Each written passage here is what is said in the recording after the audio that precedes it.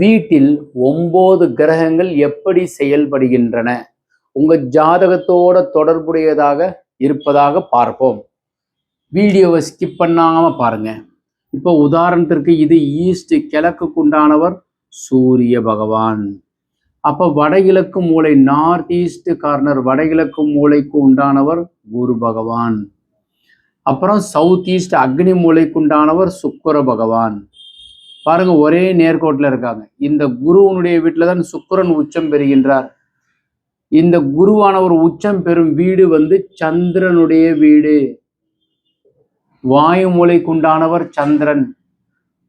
குரு உச்சம் பெறுவது எங்கன்னாக்கா சந்திரனுடைய வீட்டில், கடகத்தில். இந்த 2 பேருக்குமே உண்டான நட்பா இருக்கிறவர் புதன், வடக்கு. மேற்குக்கு உண்டானவர் சனி பகவான்.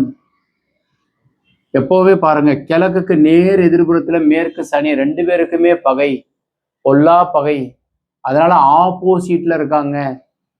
ஈசான மூலைக்கு உண்டான குரு பகவானுக்கு நேர் எதிர்புறத்துல ஆப்போசிட்ல கன்னி மூலைக்கு உண்டானவர் ராகு.